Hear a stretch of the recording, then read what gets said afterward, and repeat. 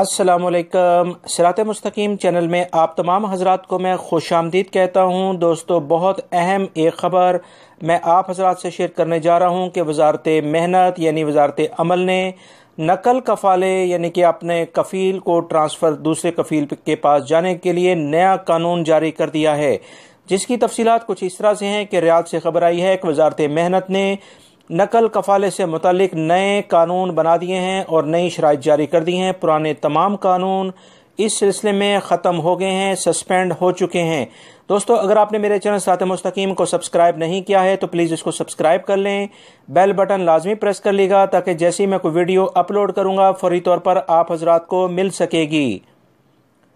تفصیلات کے مطابق وزارت محنت نے اعلامیہ جاری کیا ہے کہ نقل کفالے سے متعلق نئے قانون جاری کر دیا گیا ہے۔ نقل کفالے کے لیے کسی بھی غیر ملکی کارکن کا کسی بھی آجر کے یہاں مخصوص مدت تک کام کرنا ضروری نہیں ہے۔ اگر کسی غیر ملکی ملازم نے ایک ادارے سے دوسرے ادارے میں نقل کفالی کی درخواست دی ہے اور اس طرح سے اس ادارے کے یہاں غیر ملکی کارکن کا ورک پرمٹ یا اقامہ ختم ہو گیا ہو اور اس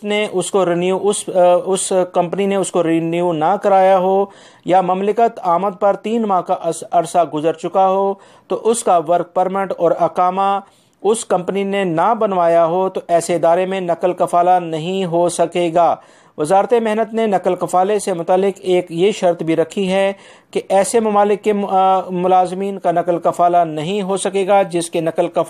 کفالے پر پابندی لگی ہوئی ہے۔ اس طرح ایسے کمپنیز کے یہاں پر بھی نقل کفالے کی اجازت نہیں ہوگی جس کے بارے میں یہ ثابت ہو چکا ہو کہ اس نے اپنے ملازمین کو سیلریز نہیں دی ہیں اور وہ اس میں وہ تاخیری حربے استعمال کر کے اپنے ملازمین کو تنخواہیں نہیں دیتا ہے، اور ایسے اپنے نام سے غیر ملکی کو کاروبار کرانے والے ادارے یا ملازمین یا اپنے تمام یا بعض ملازمین کو کسی اور کے یہاں غیر قانونی طریقے سے کام کی اجازت دینے یا اپنے کاروبار کا موقع دینے فراہم کرنے والے تمام کمپنیز کفیل کے یہاں پر بھی نقل کفالہ نہیں ہو سکے گا۔ اس طرح سے نطقات یعنی کہ جو پوائنٹس ہیں ان کے لحاظ سے ایسے غیر ملکی کارکن کا نقل کفالہ اس کی کمپنی کی اجازت کے بغیر ہو سکتا ہے جس کا ورک پرمٹ یا اقامہ ختم ہو گیا ہو، یعنی وہ تمام غیر ملکی افراد جن کا اقامہ ان کی کمپنی کی وجہ سے ختم ہوا ہے اور انہوں نے ان کا فائنل ایگزٹ بھی نہیں لگایا تو وہ اپنا نقل کفالہ کروا سکتے ہیں۔ اس کے لیے انہیں پہلی کمپنی سے اجازت لینے کی ضرورت نہیں ہے۔ وزارت محنت نے مزید بتایا ہے کہ وزیر محنت یا ان کی منظوری سے کوئی اور عہدیدار مخصوص حالات میں اس کمپنی کے مرضی کے بغیر نقل کفالے کی منظوری دے سکتا ہے۔ یہ منظوری ایسی صورت میں دی جا سکے گی جب آجر یعنی کمپنی اور ملازم کے درمیان تنازع یا کسی عدالتی ادارے میں مقدمہ چل رہا ہو اور اس کمپنی جان بوجھ کر مقدمے کو طول دے رہی ہو، یعنی اسے ڈیلے کر رہی ہو، اس میں صرف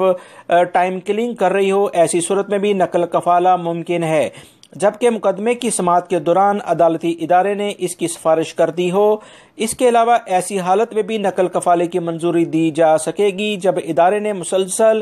3 ماہ تک کارکنان کا جو ان کی سیلریز ہے وہ ادا نہ کی ہو یا اس میں تاخیری حربے استعمال کر رہے ہوں۔ دوستو، مجھے بہت سارے میرے بھائیوں نے میسیجز کرتے ہیں کہ ان کے کفیل، ان کی کمپنی ان کی سیلری نہیں دے رہے ہیں،